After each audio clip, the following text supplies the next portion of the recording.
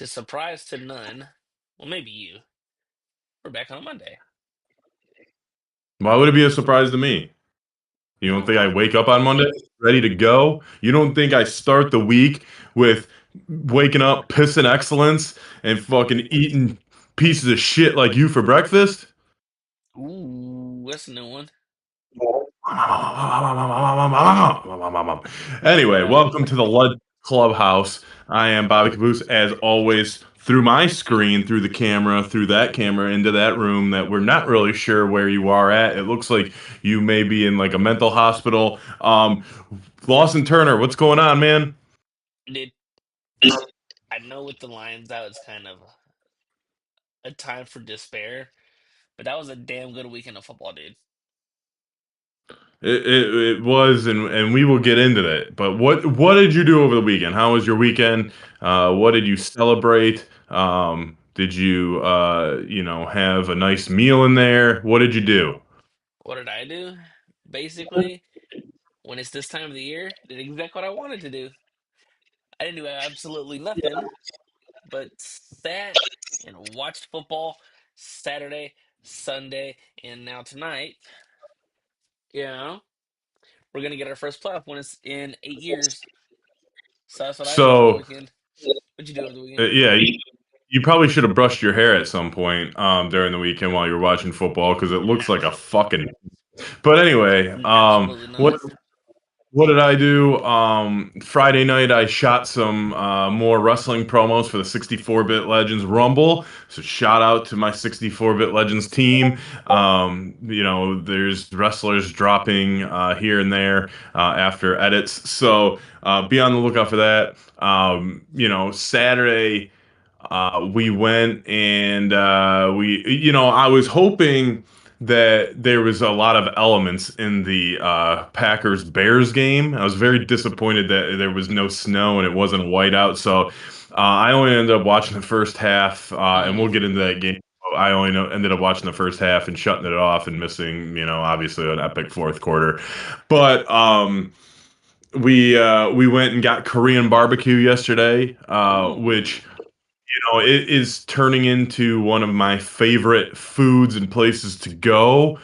But the big downfall about Korean barbecue is afterwards, all you can smell is Korean barbecue, and it just sinks into your clothes. And so we had to come home, take showers before, heading out for a little bit of Sunday fun day.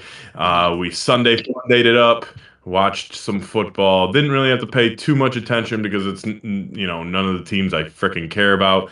Um, but yeah, man. So that was pretty much it. Um, and now I'm here today. But before we get into some NFL football, because that will probably take up most of our show. Mm-hmm. Well, college as well. Well, was there any college Friday night Yeah, maybe? Friday and Yeah, Thursday night.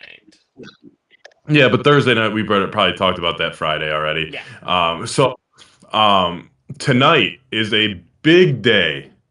Big day in Detroit sports. Big day.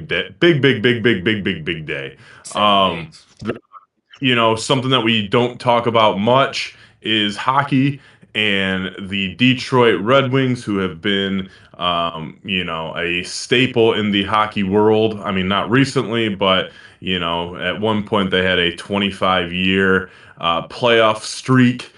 Which is insane to think about being a quarter century of making the playoffs. But one of their most legendary players, and it's a long time coming, is finally getting his jersey retired. Number 91 will be in the rafters in Detroit Red Wings history and in immortality. Sergei Fedorov finally gets his flowers from the Red Wings. He was and probably is still my favorite Red Wing of all time. He was amazing as a 10-year-old kid watching them win back-to-back Stanley Cups, and then another one in 2002 with the greatest team that hockey has ever assembled. And I am not just talking shit. We had 10 Hall of Famers or future Hall of Famers on that team. Mm-hmm. It was pre salary cap era, so there'll probably never be a team like that again. But yeah, Sergei Fedorov, man, the reason why they haven't retired his jersey before is that it was a little bit of controversy when he left. The Red Wings wanted to make him the highest paid player in the league at the time, and it technically wasn't his team because Steve Yzerman was still the captain, so a little bit of ego got involved. He ended up leaving for the Anaheim Mighty Ducks, and Detroit is a unique city. Like I know you're a Pittsburgh Steelers fan and you have some ties to Atlanta, but Detroit is another animal when it comes to players leaving.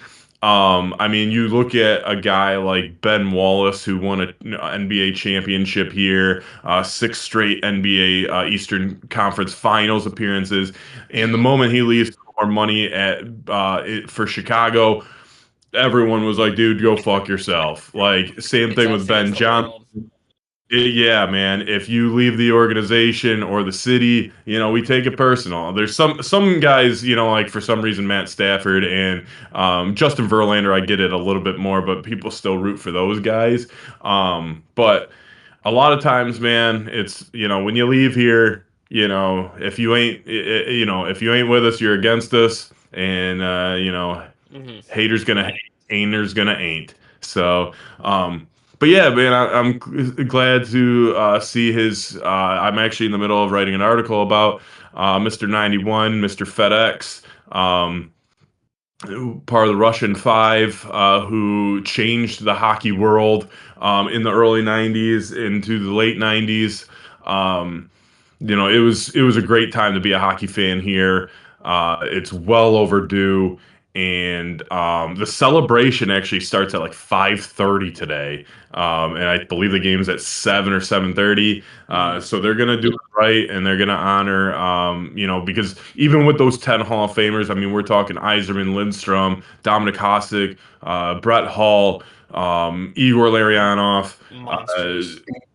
Luke Robitaille, Brendan Shanahan, all those guys, and Sergei Fedorov arguably was the most talented out of all of them. Hmm. The dude was an absolute beast. He was so fun to watch. He had a legendary game against the Washington Capitals where he scored 5 goals, including the overtime winner to win 5-4. He's just an absolute beast, and I couldn't be happier that his number is going into the rafters with the rest of the Red Wing greats. It's always great whenever you see when you see not just all-time great players, but all-time like franchise players. Whenever they get their Yeah. numbers retired, because you can be a example, you can be a Red Wing great, but not like a top 50 player all time. And I think that those players will hold a little bit more of a special, sentiment to the fans and the organization in general, to where they need to be recognized more as like, oh, because I'll make a joke like, oh, Michael Vick, Steelers legend, because he played with us for 1 year. Where it's no, he's a Falcon legend, and so Right. and I'm not saying Vick's number needs to be retired, but there are certain players that have like just that. They gravitate towards the city, the fans, and that's what really makes sports. Yeah, and they usually have an aura around them, and Hmm. with Sergei's case, like I said, it was Yzerman's team. Him being the captain, Nick Lidstrom taking over for Yzerman after he retired. So I think Fedorov's ego at the time kind of wouldn't allow him to be second fiddle. But the tandem, I mean, brought 3 Stanley Cups to Detroit. Like I said, 25 straight years of making the playoffs, which is absolutely insane, and that includes a fourth cup, later in the 2000s, Hmm. without Fedorov. But to have him, in the rafters with, I believe a couple other of the Russian Five are in there because I'm sure Konstantinov is in there since this was a little bit before your time, so I'm not sure if the story about Vladimir Konstantinov, but the night of the second championship against the Washington Capitals, I believe. He was in a his limousine crashed. I believe his limousine, or he got in a car crash, ended up getting paralyzed. And yeah, I Damn. believe he's still alive, and they'll wheel him out, once in a while. But obviously ending his career. But it was crazy because it was winning the cup and then and having that tragedy after. Um, but yeah, dude, the guy was levels above everyone else. It seemed like on the ice, and he was named to the top 100 players of all time list. Hmm. He won the Hart Trophy in '94 with like 109 points. He also won Player of the Year, and he won Best Defensive Forward that year. He was a six-time All-Star, so it's well deserved. And dude, so I'm looking up these stats for my article and stuff. Dude, he was drafted fourth round, 74th overall from out of Russia, and he is one of four Hall of Famers in that draft class, and including Nick Lidstrom, which was in that draft class of course as well, and Vladimir Konstantinov. So just imagine like hitting on those three guys, It's crazy. same draft class, and two of them are going to be two of the best Red Wings of all time. So it's pretty crazy to think. I did not know that prior to today that him and Lidstrom were in the same draft. And just talk about fucking striking a diamond or finding a diamond twice in one draft. The Hmm. only other two Hall of Famers were Matt Sundin, which I believe he went first overall, and Pavel Bure, who was one of my favorites growing up as well. He absolutely dominated NHL '94. I believe he was on the cover, and that is considered one of the greatest hockey games of all time. 100%. So, but yeah, moving on to from stick to Ball. oblong ball. Um, we start the playoffs, college playoffs, Friday night we had the battle of the Big Ten. We had the most losing college football team in history, the Indiana Hoosiers, against the Oregon Ducks. Neither team has ever won a national championship, which it blows my mind that Oregon hasn't with the Nike deal. They're obviously they have 1,000,001 jerseys, which are all fucking sweet. Hmm. I think every college in the nation is probably jealous of the Oregon Ducks swag. You would think that they had won a championship with the publicity, the ESPN commercials with the duck, some of the players that have come out of Oregon. It's a stat that doesn't seem real to me. It's it's almost like the Chicago Bears and the 4,000-yard passer with the 100%. with the hype and the recruiting that you know program has had, especially since like because I think the last time they made the Natty was 2014 with Marcus Mariota, Hmm. and they ended up coming up short. But like you've had Marcus Mariota, Justin Herbert, and a lot of high-powered offenses, especially like in the Yeah. Chip Kelly days and things like that. But it was a when I put out my preview for the game, number one thing that I said for Oregon, Dante Moore is a fantastic quarterback. He needs to play clean. And the first play of the game wasn't clean. Pick six immediately. 7-0 deficit. Now they did, answer, but right after that it was a rout. And it was ugly. Yeah. And it was ugly in the first half, and it just kind of unraveled from there. So it was funny, man, because I'm recording these wrestling promos for our Rumble in early Hmm. February, and I'm paying attention to New Leaf News because hey, we're on a fucking roll over there. So I don't even have to plug it at the end, which I still will. But go over to newleafnews.com/network. I say it at the end of every show because we have great fucking content, and I'm telling you, we have great fucking content. All of our writers are fucking rocking and rolling right now. But anyway, I'm recording our promos, and I'm paying attention to New Leaf News, and I see that your article goes out and it's 35-7 or something like that at halftime, and I'm like, wow, I'm glad I didn't stay in to watch this, and I'm not in a hurry to get home to watch the end of it. Fernando Mendoza and who's the coach? I was gonna say Nick Sirianni, but he's the Eagles coach, right? Who the fuck is Greg the Signetti. Hoosiers coach? Cinetti. Dude, this guy is a madman. Within 2 years, bringing this kind of football to a historical basketball program school. Yeah, man, it's insane. They're rolling, and that game I think was a statement. They ended up winning what 50 something to 20 something. It's something Mm-hmm. like I don't know the exact numbers. I don't fucking care. It was a rolling. It was a fucking massacre. It was a gridiron stomping, and I'm not sure if any team in the country could take down Indiana right now. The national championship is the Hoosiers and the Hurricanes, and the Hurricanes are gonna not literally, but they gotta hope for a storm that day because this offense is absolutely rolling the Mm-hmm. competition. This shit isn't close. Like, I'm curious, do you know what the spread is for the national championship game? Because I feel like it I should be think double it's digit. And I think it's 5.5. Let me see.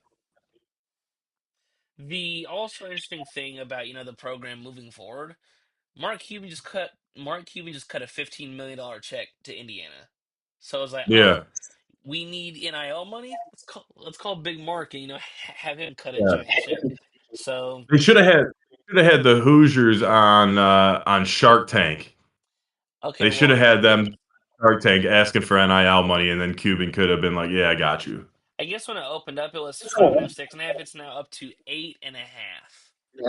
Yeah, man, Like, that's you look at it and you're like, that's a lot of points, but then you look at this offense, and I know Miami's got some studs on defense, but man, dude, this team they're on a whole nother level. Like, I would like to see them against, the Las Vegas Raiders. They used to say that shit about the Lions, like, oh, we should have Alabama or said, college national championship to face the 0-16 Lions. I understand that's a stupid, ridiculous take because you're professionals versus, college kids that, only a few are going to make to the NFL and make an impact. But right, shit, man, it could be interesting. You always put up that debate, but oh man, dude. I mean, Indiana's like how baseball sometimes they call players 4A players when they're better than AAA, but they're not quite at the MLB level yet. That might be Indiana. I was told a stat or read it somewhere when I saw that I think 80% of Indiana's roster is fifth and 6th year starters, or like 4 and 5 year starters. I'm like, Jesus Christ, dude! So you're just a bunch of grown men just pummeling all these college kids, and Yeah. that's what they're doing almost on a weekly basis. Like when you look, they kicked Alabama's teeth in. They beat the brakes off of Oregon, and there's a good chance that they do the exact same thing to Miami. 100%, man, 100%, and it's it, this could be like it's like, okay, do you want to watch it to see if it's a blowout, and just see how good Indiana is, or are you hoping for like a close game? And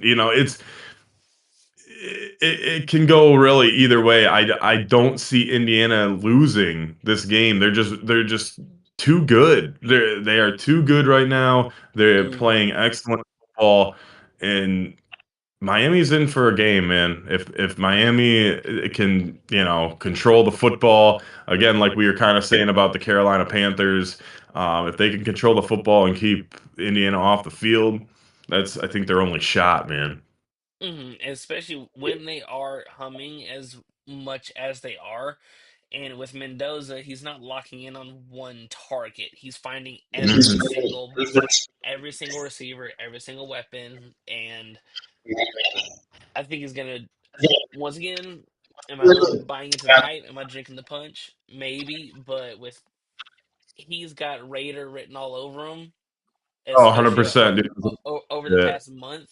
And with the Raiders, getting the number one pick 2 weeks ago, it's like, yeah, dude, he's gonna be a Yeah. Raider, and I think he's got the potential to be really good to the next level. He's definitely making a case for that number one pick, especially with the Raiders probably needing a quarterback. I know they Hmm. signed Geno for I think a 3-year deal, but that may not work out. So yeah, I would not be surprised at all if he went number one overall. At the beginning of the college football season, we made bold ass predictions. Maybe I should have said instead of Arch Manning, leading Texas to a national championship and going number one into the draft and to the New Orleans Saints. Maybe I didn't have on my bingo card that the Indiana Hoosiers would win the national championship and Fernando Mendoza would go number one to the Vegas Raiders. So it Who looks had that like on their that's going to bingo happen. card? Yeah, oh, no, man. If you did, you might want to play the Powerball or something soon because that Mm. that is as good as a lottery ticket to me. So the national championship was next week. Yeah, next Monday, and Okay, it's so in yeah. Miami. Okay, so a home game for the Hurricanes. I'm sure that Michael Irvin will be on the sideline. I know, man, it's contagious. Will be on the sideline on all fours, barking or whatever the fuck he's doing. Um, you know, Those and videos are amazing. After every win, where he'll walk over to the Gatorade container, just decide to sing, be like, take his belt off, yeah, and just start belt to ass in the side. This shit's hilarious. It's amazing. But yeah, so that capped up our Friday night. Into Hmm. Saturday, we had the two playoff games, the Rams and the Panthers. The Panthers gave them all they could give, man. For a second, I thought they were going to be able to pull it off. They gave Stafford a little bit too much time at the end to go downfield and score. Puka did Puka things. The guy seems to be unguardable, Hmm. and I don't know how he gets so open when he's the best player on the field and he's doing slants with no one around him. Um, I was very prepared to write an article about Stafford being again overrated. If he would have lost that game, especially to an 8-9 Panthers team, especially for the second time this season. But the Rams were able to prevail, and Hmm. they are still looking like one of the favorites out of the NFC, especially with the Eagles going down yesterday. So. What'd you think of that game? I know it was a little exciting, and especially at the end. Dude, I'm gonna be Bryce. honest.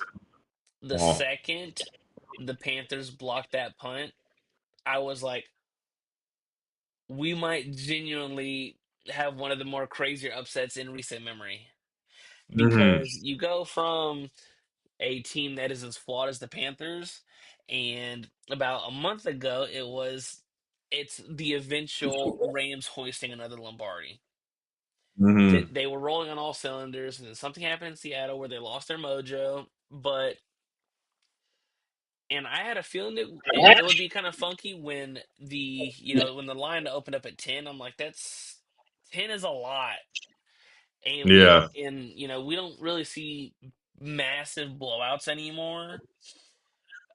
But there's just something wrong with the Rams, and I don't know if it's due to their lack of, you know, high end talent in not in their secondary, because I think their safeties are good, but for their corners, because it looks like whenever Carolina needed a big play, a team that was I think 26th in explosive passing plays in the regular season, they would just find something. Jalen Croker was excellent, or Coker. Tedrow McMillan found himself one on one multiple times and was just just kept reeling in contested passes. And Bryce Young, who, if you would ask me 2 months ago, is the jury in and out on Bryce Young? I'm like, dude, I'm out. And I mean, they're picking up his fifth year option, and I think that there's something there. And I mean, they clearly like him. They Hmm. they like him enough to pick up his fifth year option. I could see them extending him to seeing, you know, do I think he is a high end starter? No. Could you do a lot worse? Absolutely. I mean, when you look at, just his size and frame and his arm, like he doesn't have a spectacular arm. He's extremely undersized. He's what, 180 pounds, and the things that he's doing, it's remarkable. Yeah. Bryce had him in the opportunity to win. Hmm. Number one pick for a reason, right? And he's finally starting to play like one. Um, Comes down to a few plays at the end, man, That and Parkinson's catch was insane too. yeah, yeah, and the Rams are able to squeak out a win by three. I don't know if anyone saw that, at least coming that close. Again, playoff football is another animal, and most games are close. But we've seen in recent history with the wild card, there's at least usually one blowout, and I thought that would be it. I didn't think it would be the game last night. But yeah, the Rams move on, man. They're safe for another week.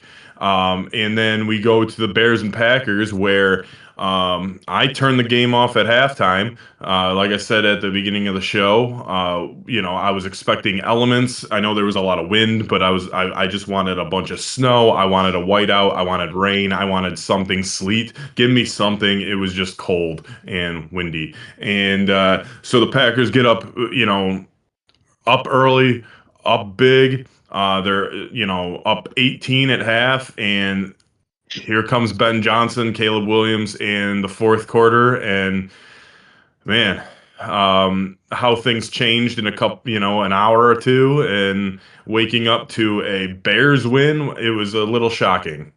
When To speak on the elements for a second, so the NFL was tweeting out, all the snow and stuff, like in the pregame and leading up to the game, and then you cut on the game at kickoff, and it's like, was it false advertisement? There's no snow. And then almost immediately, right out the gate, when it took the Bears, what, 13 plays and three four third down conversions and a fourth down conversion, Mm. it's like they might have trouble moving the ball for the third straight game against this Jeff Halfley defense.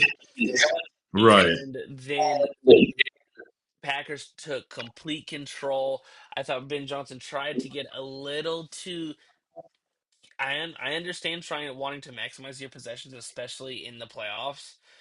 But at a certain Mhm. point, when you start what they start, 0 for 3, 1 for 4, converting fourth downs, Right.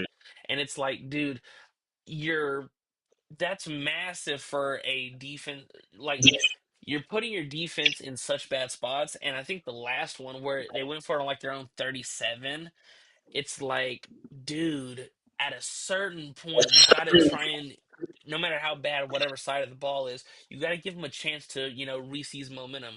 And at halftime, I'm like, well, it's the second half. The Bears have been one of the best second half teams all year long. But I didn't think that, like, think the first four Packer drives, they picked up one first down. And Yeah. it was a flip a switch moment. Right. And in the first half, I felt like the Bears might have been a little too aggressive going forward on fourth down, Hmm. in their own territory, and just, trying to it seemed like they thought they couldn't win this game unless they were super aggressive. Hmm. I don't know what changed in the second half. Like I said, I didn't watch the second half, if they continued that strategy or if they played more conservative. But in the first half, it just seemed like the Bears were like, okay, we need to maximize every possession. With obviously you want to score points on every possession, but they were overly aggressive, and kind of. Uh, seeing that they are a limb off the Dan Campbell tree, with that aggressiveness. But I don't even know if Dan Campbell would have called I think it was like a 4th and 4 or 4th and 6 in your own territory in a playoff game when it's still a close game, Hmm. and you know, then you kind of get it out of hand, going up 18 into half. But yeah, man, shout out to the Bears. We both called them to win. We both called them, I think, to cover. Hmm. And I think they were at the time of the game. I think they were actually underdogs. I think they were getting 1.5 points. Uh-huh. And there was a fourth and late play, and I don't and because you cut the game off, it was in the second half in the fourth quarter with about 6 minutes to go. Caleb The made fourth a and third, huh? the 4th and 13, I think it was, and he like kind of jumped past. And Caleb, and it looked like he was about to get sacked, and he rolled left and just hucked it 30 yards down the field. I'm dead serious. It might only be him and like Josh Allen that can make that kind of throw. And You haven't seen me throw. you're right. How listen, we've also never seen you and Batman in the same room before. So Exactly. I mean, I am Bobby Caboose is one of the greatest quarterbacks in Liberty Park flag football history. So I'm just saying. yeah, but that throw might be the play of his life because if they don't convert that fourth down, it's over. And I Yeah. understand that people are blaming, Brandon McManus because he cost his team 7 points just by, kicking like he missed kick at the end of the first half, missed an extra point in the fourth quarter, missed a kick in the second half. But it's like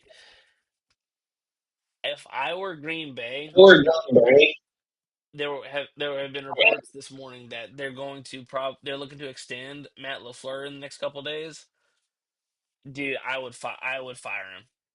I'd fire him. Hmm. I don't like for a team that has been so close.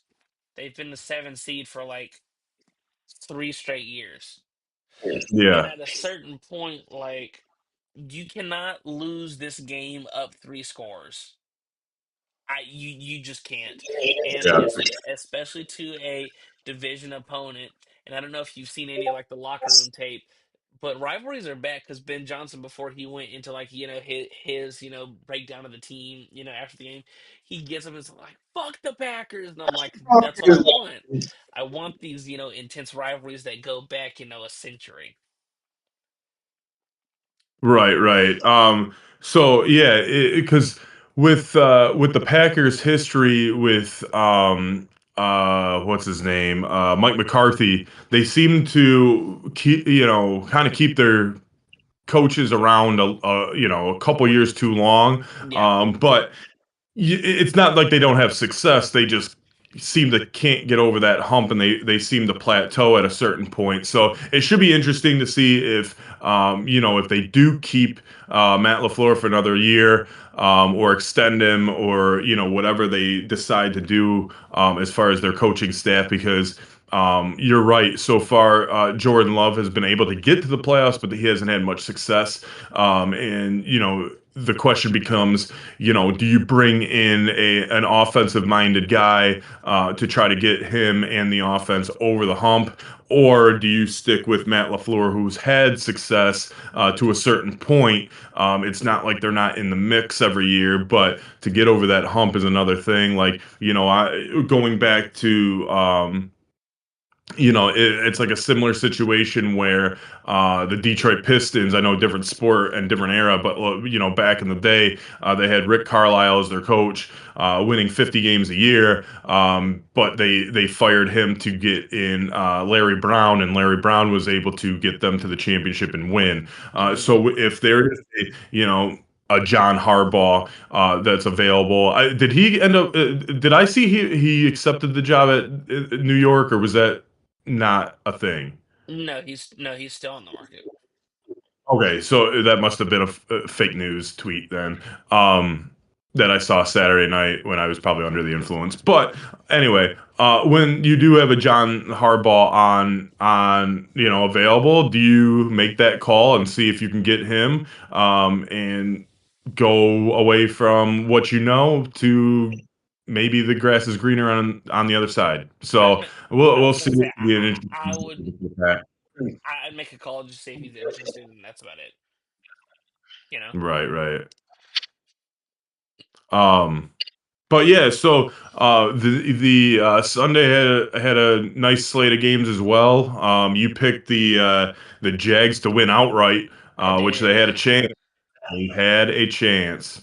They had a they had a damn good chance. I knew it was gonna have to be a Josh Allen Superman cape game, and in the fourth quarter, and when trailing, he was elite. And I Hmm. understand like Cam Little missed a field goal at the end of the first half, and he's been Legatron, this year, having the two longest field goals in NFL history. But is that does that field goal come back to bite them in the ass with it being a 3-point loss? Yeah, but once again, you have the ball with a minute and seven to go, and Trevor, who was the hottest player in the league entering the postseason in his last, I think, 6 games, he had 19 touchdowns and one interception, and Yeah. he had two. And what do we kind of know about turnovers in the playoffs? They kind of count for double. Hmm. And that game sealing one, it's unfortunate that it was a tip pass, but it was a great play by Tre'Davious White, and that's the biggest reason. It, After the game, they showed like a replay. When CBS was doing like the sign off, how they'll just show like replays of like the last player or whatever. They showed a camera angle where if Trevor Lawrence would have waited like an extra 2 seconds, he had, I don't remember which receiver it was. It might have been like Parker Washington, whoever, but they had him on the over crossing route, and I'm like, it would have slammed us on the goalpost.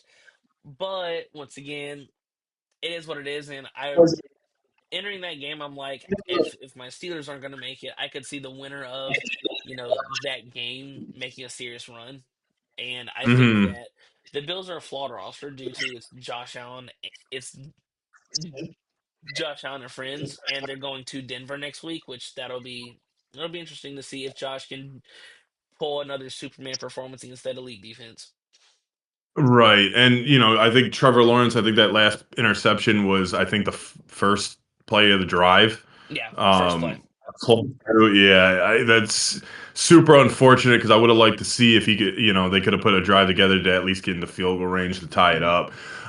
But yeah, man, good effort by the Jags. I think they finally got someone. As far as coaching staff, I don't even know who their coach is, but it seems like Trevor Lawrence had one of the best years of his career, Hmm. and hopefully that will continue. And the Jags will, I think they'll be a better team next year. They got a little bit more experience. They got a little bit more of that winning culture this season. So hopefully for them, they can carry it over to the next season. And I think we'll see an even better Trevor Lawrence next year. Um, And they're also but hurt. so Like Travis Hunter missed the last 12 weeks, and Liam Cohen's their head coach now. And I don't know if you've seen the clips kind of going viral, where mm, a reporter, and this is why old sports journalists, they kind of get under my skin, because a lot of old reporters and sports journalists, they're kind of giving this moment hell because mm, a local reporter for the Jacksonville Free Press, wanted to remind Liam Cohen, their head coach, you've had a hell of a season, and this is not an opportunity to hang your head. You had a marvelous season, and you're next. And there's always next season, and you could just see Liam Cohen, who, when it started, it was not ho hum, but he was like, damn, this might have been my opportunity. And it's just, you could see his facial expression like change. And I don't understand why we can't take 30 seconds or 28 seconds and enjoy this, wholesome, heartwarming moments. Like, damn, y'all are ripping this old report. Well, not all, but you're ripping all heads. They're ripping this like little, you know, because you're a local reporter. You can kind of be more biased to, you had a damn good season, and it's awesome to see things moving forward. I mean, because the people of Jacksonville and the fans of the Jaguars, they probably did not expect a playoff berth this year. Like, let's be Right. honest. Like, The Colts were supposed to be better. The Texans, we all know about the Texans defense. Tennessee is trash, but most people probably thought Jacksonville was going to be, around 500 or trash too. So just because of, recent history. So yeah, take the success of getting to the playoff. Take the experience into next season and build on it. So I have no problem with a team that wasn't expected to make the playoffs to make the playoffs, put up a performance like that, almost beating who probably is the favorite out of the AFC now, the Bills. They have the best quarterback left in the AFC, Hmm. and quarterbacks can get you there. So you shouldn't be ashamed of the performance they put on yesterday. The next game, before we get into the next game with the Philadelphia Eagles and 49ers, I got a funny story. So, um, we all have Christmas gifts that come late, right? Hmm. You order it with whether it's USPS, UPS, Amazon, FedEx just being late on the deliveries, or the actual manufacturer or a person that puts the product together is backed up in orders and you get late gifts. So we go to the local watering hole yesterday. A couple of friends meet us up, and one of my friends, she was bringing her mother, who was joining us as well, her Christmas gift that was late. She ordered it off at Etsy, and it was a scented candle, right? So Nice. she ordered three Lions scented candles to be delivered for Christmas. They came late. She just got them, so she brings it. She hadn't opened it because they were supposed to all three be the same candle. So she did not open it. She brings it up to the bar, gives it to her mom. Her mom opens it, and so her and her mom and everyone are seeing this candle for the first time. She opens up the box, she unravels the candle, and what does it say? It smells like a 49ers win, and it's got all 49ers shit on there. And That's crazy. yeah, it was supposed to be a Detroit Lions candle, and it ended up being a 49ers candle, and it says smells like a 49ers win. I said that must smell like ass. And That's so you funny. know it is a good smelling candle. It does not smell like ass, but it should. But Hmm. I think we brought the mojo into the atmosphere and into the universe, and the 49ers were able to upset the Philadelphia Eagles. And like I told you on Friday, or if I didn't tell you on Friday, we had this conversation. I am hoping that every Super Bowl favorite preseason gets eliminated as soon as possible. So that means next the Rams and the Buffalo Bills, and let's get some other teams in here in the Super Right. Bowl. But yeah, man, another domino falls with the reigning champs. Fire Nick Sirianni. Like I'm surprised Kevin Patullo was allowed on the team bus to go back home. Or well, Hmm. not really team bus because they were at home. It when you have the talent that this team has, and you're going up against the most injured team in the league, and you Yeah, muster up 19 points. yeah. I'm at I have zero grace for the Philadelphia Eagles. They're a well-run operation with the captain who steers the ship, who needs to walk the plank. Like Nick Sirianni is. I understand you won a lot of games, but you have better options in the field right now. Go But get he won John the Super Bowl. Harbaugh. I don't. This is how winning organizations operate. Find the problem, expunge it immediately. I'll say Mike Tomlin.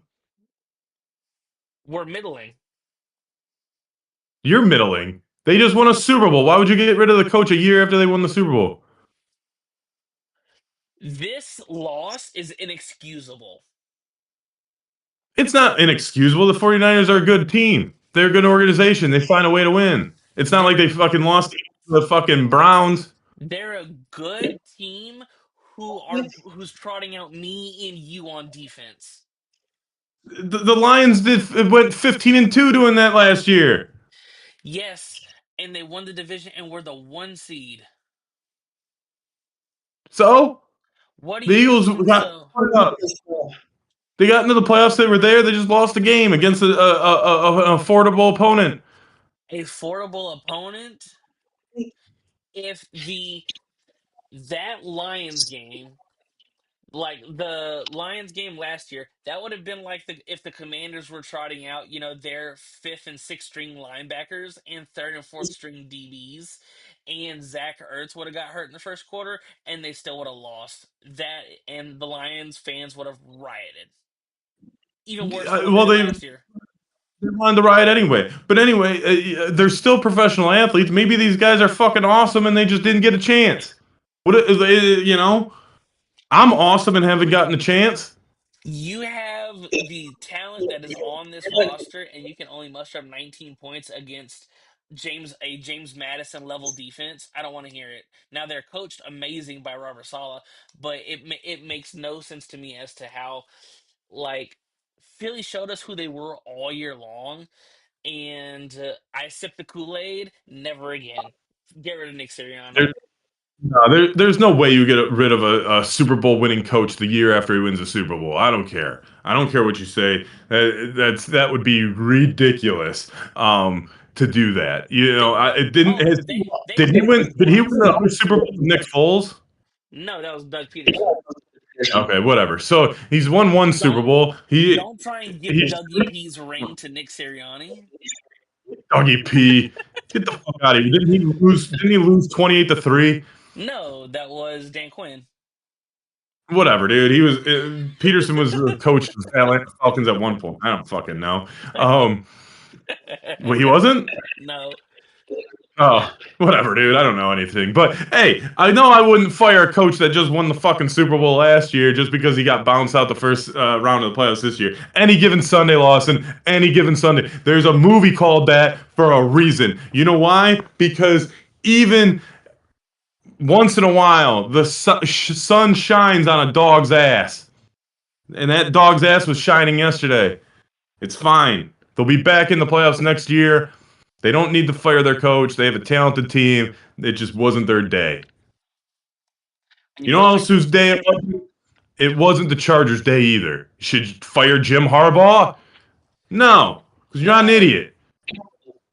that I, the Chargers are another team that just irk me because I don't like Justin Herbert is the idea.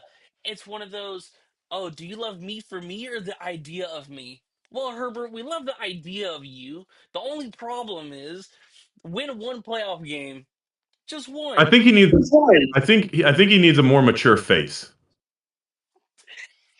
More because he looks mature like a 12 year face. old.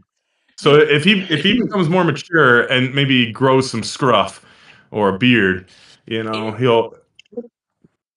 I talked to so many friends that were literally trying to convince me that the Chargers would beat the shit out of the Patriots because the Patriots have the third easiest schedule in NFL history, and it's like, well, their pass rush isn't fantastic, and I was like, the Chargers' offensive line is a shell of is a mess of themselves. Number one, and the fact that you put up 3 points, three, But that was an I impressive three. yeah, and it was also set up by a tipped interception where you got the ball first and goal at the 10. That's it. They walked away with three. Yeah, they walked You have away. walked away with three? Would you have walked away with three? No. You would have probably got a safety. They would have probably scored on you because you would have been No, scared and you would have just ran back 90 yards and pulled a not Dan Orlovsky and just ran out of the back of the end zone absolutely with not. Jared Allen But chasing like, you like like you're one of his cattle. like everyone have missed Adam.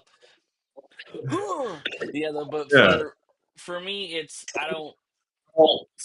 Justin Herbert is the.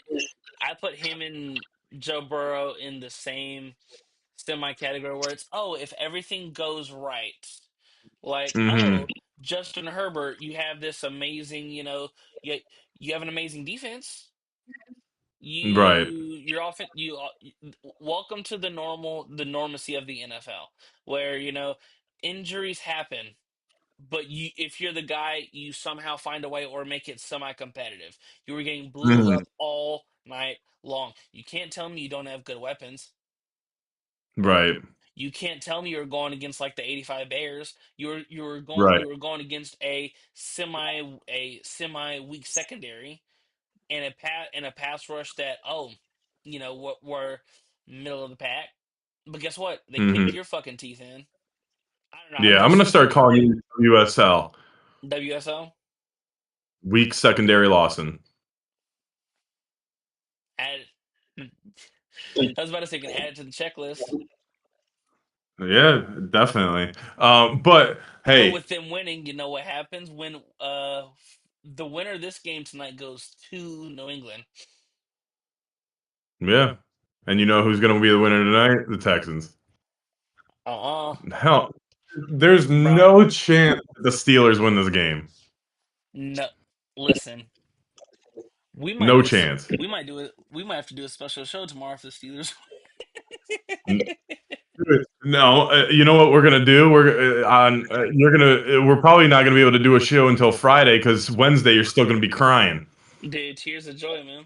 You got your tissue right there, Dude, dude. Because I'm just there's no envisioning way the nothing but Steelers. dude, I'm just envisioning nothing but wins. All No. You know, hey, just we just watched a little video of a little girl picking the winners of this weekend, and every team she picked lost. And she guess who that she picked for Monday? She picked the Pittsburgh Steelers. So guess uh who's going to lose on Monday? The Pittsburgh Steelers. The Texans are not going to lose this game. Defense travels. You have a 57-year-old quarterback who, I hope he was meditating all weekend because his bones are going to be fucking cold when he walks out on that field today. And you know who's going to eat him up for lunch? Will Anderson and that defense. CJ Stroud's going to show up the first 1 to 20, and guess what? The Pittsburgh Steelers are going to score 4 points. It's going to be 31-4. Like I said on Friday, take the Texans minus 26.5. We already looked it up. It's plus 2 grand. Put 2 grand on it. Thank me later for that $40,000 or whatever it will be, and you could put a down payment on a fucking house. listen, the Steelers are winning tonight. It's a No, they it, aren't. if it's a race to 20, I don't it Race with them. there might not even be 20 points scored total. Might I be know it's 10-3. gonna be. It's gonna probably be 9-3 Texans, and the only reason the Steelers will get 3 points is because they will recover an onside kick and just field goal kick it from there on first down because they know Aaron Rodgers sucks. Yo, Cordell Stewart. Or could you imagine if like to start a playoff game there was a surprise onside kick from by a team? I mean, you can't Well, surprise it anymore. You have to announce, right? I was just about to say you do have to announce it, which that's another gripe I have. Like, why even have onside kicks anymore? Right. Mm, Like, just put in it's the fourth like and 15. Just put in the fourth and 15 from the 35. this is an extreme example, but if the United States decide to bomb another country, they're not going to be like, "Hey guys, we're going to bomb you," and then do it. They're just going to do it. That's a And like crazy analogy. for an onside kick, you shouldn't have to be like, "Hey guys, we're going to do this. We're gonna do Be ready. this. Hey, be ready. Hey, be ready. Be hey, you over there. Be ready. It Make it sure you got your really hands up. it really eliminates Hey, like the surprise that watching the Sean. game. Looking at, hey, you fat kid. Hey, fat boy. You drinking all those beers over there. We're doing an onside kick. It's fucking stupid. It really like takes away not the mystique, but like now the legend, like the when Sean Payton surprise onside. Yeah. Or It's like like, McAfee doing it himself. Like, mm-hmm. you know, It just it does take away a lot. yeah. So, So, what's your final score for tonight? 31-4 Okay, or 9-3. either Texans or. both ways.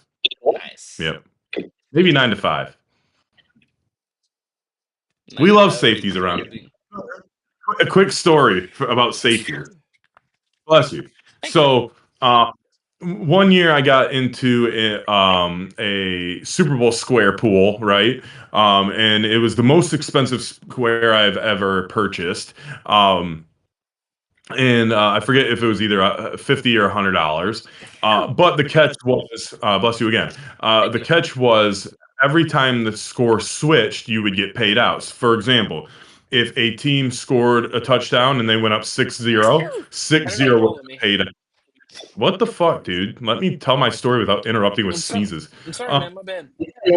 so if it was 6-0, 6-0 would get paid out. After the extra point, 7-0 would get paid out. So I had the great numbers of 2-0, and I'm like, this is fucking stupid. This is never gonna hit. Thanks for wasting my money, and I don't even want to watch Super Bowl.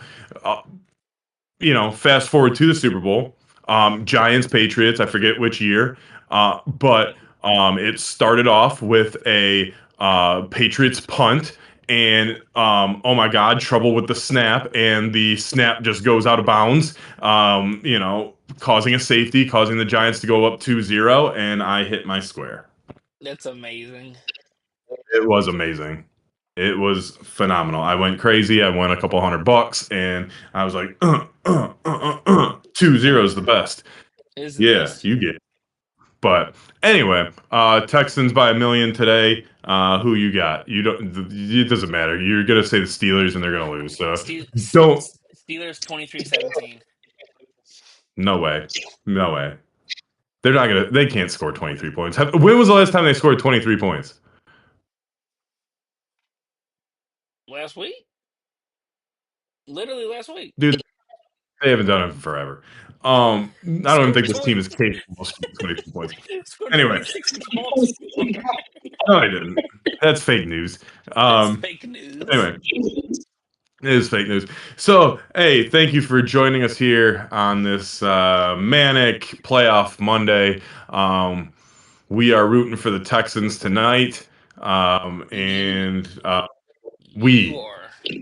we are. We are. And hey, don't screw up at your job, even though if you have a great track record, don't screw up at your job because Lawson will fire you, the next day. Um, Exactly. anyway, so thank you for joining us here at the Legends Clubhouse. Go check out, we're obviously here live on YouTube under the New Leaf News YouTube channel. Like I said earlier, go check out newleafnews.com/network. We are on absolute fire, man, producing at least 10 articles a day because that's what we do. And we have some great shit. Hey, you want to check out your horoscope for Monday? We already got an article out there from one of our writers, Haley. She put out a great article about astrology and Monday, January 12th. It's already out. Came out yesterday. So we were even ahead of that. Another writer of ours, Nick, he had an amazing article. It was super entertaining about, people say life imitates sports, but what if it was the other way around where sports imitated life? And it is just a comical, great, entertaining article. Go check that out over at newleafnews.network. We are also on 5 platforms of social media, whether it's Blue Sky, X, Instagram, Facebook, and TikTok at New Leaf News. I am at Bobby Kaboose on Instagram, on X. That is at Lawson_1226 on those 2 platforms as well. Be on the lookout for my 64-Bit Legends podcast, our Rumble, where we take real life superstars, create them in a video game, see who wins our Royal Rumble, and it's a whole lot of fun over on Twitch in early February. So be on the lookout for that if you're a wrestling fan or if you just like general entertainment for what it is. Other than that, we are live on Monday, Wednesdays, and Fridays at 12:30 p.m. Eastern Standard Time. Have your lunch with us. We appreciate it. Support the cause. Hit that subscribe button. Other than that, we will see you Wednesday, Lawson. If you want to take us out, I am done rambling. Go Texans. For New Leaf News and the Legends Clubhouse, I'm also turning on that. So Bobby Caboose, we will see you right there. Beautiful people, Wednesday afternoon at 12:30 p.m. Eastern Standard Time. Until next time, we hope you enjoy your Monday and go Steelers. Go Texans.